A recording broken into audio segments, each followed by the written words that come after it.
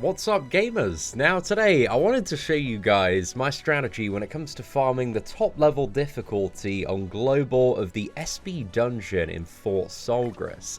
Because for these, man, you get the SSR Pendants, you get kind of the top level grimoires as well, which you can merge as well in your tavern for higher level ones to upgrade characters. So yeah, they're very valuable, but I think there's not really like a bad one to go for here. Maybe gold isn't the best to go for. Enhanced materials, I always find, at least at the moment, I need so much XP, especially for additional characters. So I think like either the bottom one or top one, it doesn't really matter. I think the like final 3 characters are the same on every single floor. So yeah, it's not too bad. It's just got like a different banner icon.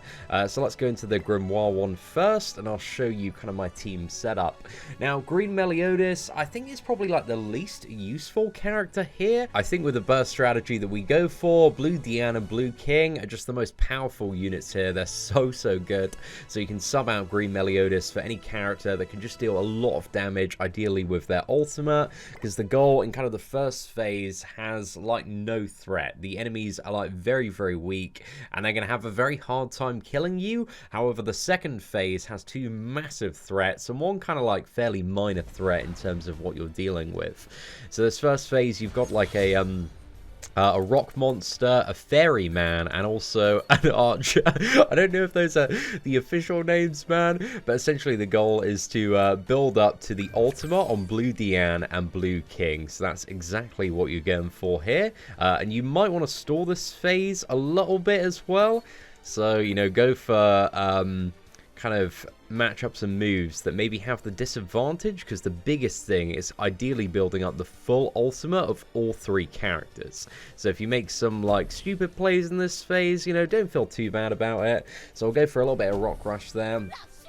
Nothing that's gonna like, you know, deal some crazy damage, and we don't want to use our ultimates in this phase. This is the very important thing. Do not waste an ultimate in this phase, or it's really gonna screw you over when it comes to the second one.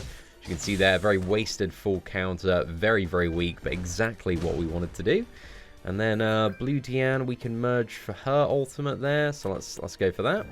And then we can merge that for King, and let's use this, just kind of dispel the poison. But as you can see, you know, we barely took any damage there at all. It wasn't too much of a problem.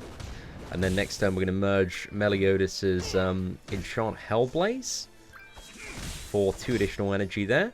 Because every time you merge moves, as you can see, if you use a turn to merge, it goes up by 2. Super valuable there. So let's merge that, and let's go for an Enchant Hellblaze there. So I don't know if I was maybe a little bit too slow on the moves, because you can go a little bit quicker with this stuff, but, you know, the biggest thing to ensure that you get a victory in here is just making sure that you don't push that second phase before you have the ultimate on every single one of your characters, because then it becomes very easy with Blue Diane, because her ultimate is so OP, and King's ultimate as well, just to burst through it all. So let's use a single one on King here. Let's go for that, and let's go for a full counter, because ideally I just want to save the Petrify for the next turn, just in case we need it as a bit of a safety net. Usually we don't, but it's always a good idea, man. Just in case there is some like crazy RNG with a card draw. Okay, we got the full counter on Meliodas. We just need one more attack with King there. Then we can just go into some KO attacks. I think if we just use all 3 of those single target ones, should be plenty of overkill. Again, this phase, very weak hitting enemies. They go down very easily. But the next phase is a completely different story. So you can have 3 opponents that appear after that. There's no like additional substitutes or anything. After you start KOing, you got Sidria, is that how you say it? I don't know the name of any of these, man.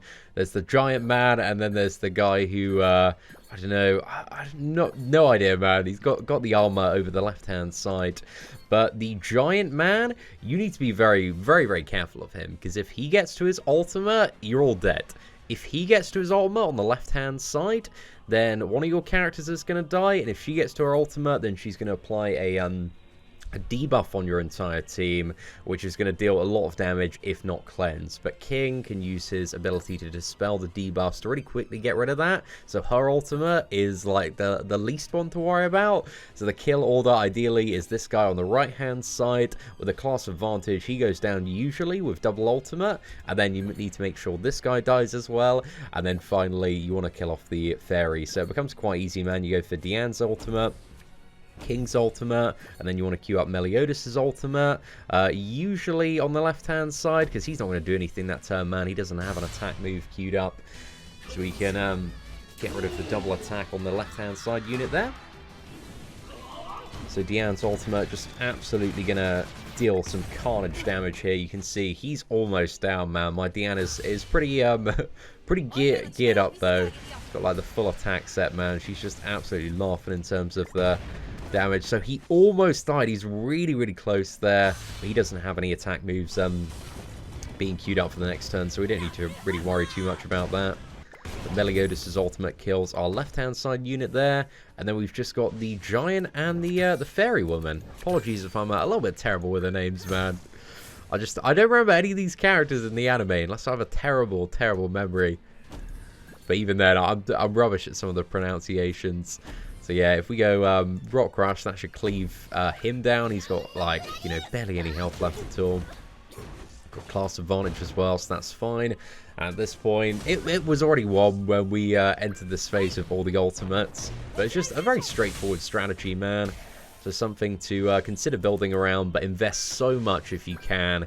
Again, I cannot state the importance of Blue Diane and Blue King, especially for kind of global free-to-play players at the moment, because you get both of these characters via the story, and they're insanely overpowered. They're so, so good. Go for a bit of Rock Rush there. And in terms of the treasure chest, I don't think we got anything too snazzy yet. I think, have we got one silver one? A couple of bronze ones as well? So let's have a look at the rewards. Yeah, it wasn't great RNG, but even if you do... Oh, actually, yeah, we got... oh, fantastic. A Grimoire of health there. Amazing, okay. Maybe I take that back on the RNG. Certainly not a bad result. But considering I need a lot of XP to level up some characters that we're going to get, I think we're going to go for one very quick run now, just to show you guys again in the alternate dungeon. Let's go for the enhanced materials one. Let's go for the third floor of that. So the giant man is the feature boss of this one, but it should be pretty much exactly the same. Everything's just in a bit of a different order position wise, but again, that just doesn't really matter in this game. But he's definitely the most lethal out of all three of them, and you can see we got the first wave exactly the same level, so it doesn't really matter there. Let's merge King's ability. Let's go for a little bit of a quicker play here. There we go, merge King, and then let's go full counter on Meliodas, and then just we'll go for the cleave as well. Maybe that was, I don't know if that was too much damage. Nah, it's fine. It's lined up nice, next nice turn as well, because we can merge Rock Rush. For some additional power there, and go for another full counter on Meliodas if we want to. Let's go for that, and then who do I want to get up a little bit more? Let's get Meliodas up a little bit more.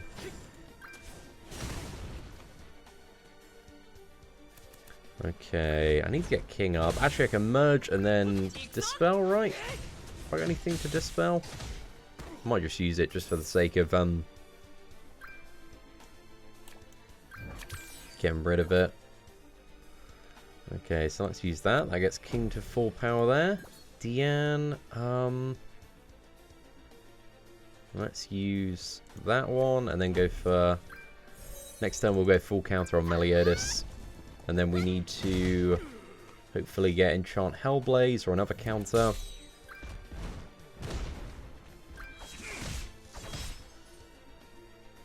That should be fine. So if we merge that, go for that. Rock Rush over that side. That actually might be enough to KO. Silver upgraded. She does have some crazy damage, Blue Diane. There we go. Yeah, fantastic. 22k. Wow. That was certainly not too bad. So we've got all our special attacks now. And I think here we can use a heal, get everybody topped up a little bit. It's worst case scenario. But again, the secret winning in these dungeons, man, is just realizing the, like, pretty much non-threat of the first phase and using all of those turns to prepare for the boss phase when they do come in. If we go for the large giant man, let's use ultimate there. He's just got a debuff. What does the debuff do? Increased damage taken, so we don't really need to worry about his turn. So let's stun and probably KO the left-hand side guy.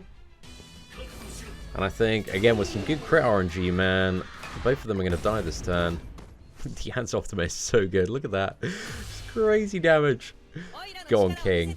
See a big crit in the middle, mate. Come on, lad. Oh, not quite. Very, very close, though.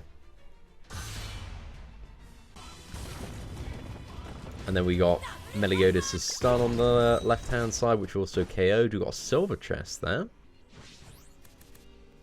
And then next turn, again, you don't need to worry about his debuff ability. It's just a damage take increase.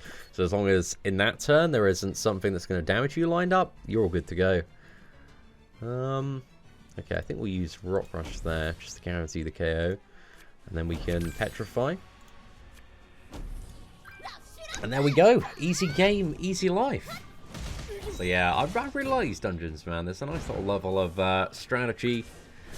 But it does get quite straightforward. I kind of want like a slightly higher difficulty, man. That'd be really nice to see, because this is just a pretty straightforward farm at the moment. But once you know, when you got these characters at level 60 and you're trying to get SSR Pendants, this can be a little bit more tricky at first.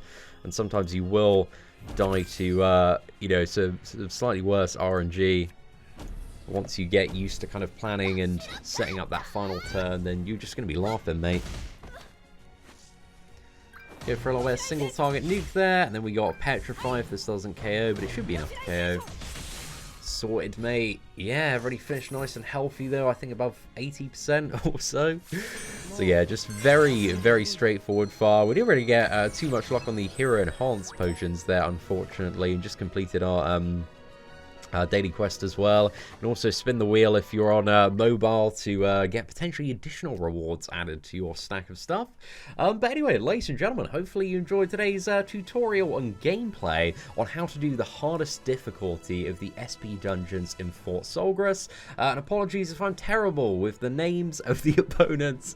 Just feel like I made a bit of an embarrassment of myself, but hey, it is what it is. But if you did enjoy today's video, please do smash that like button. That'd be greatly appreciated. Aside from that, thank you very much for watching. Take care, and I hope that you have an absolutely fantastic day.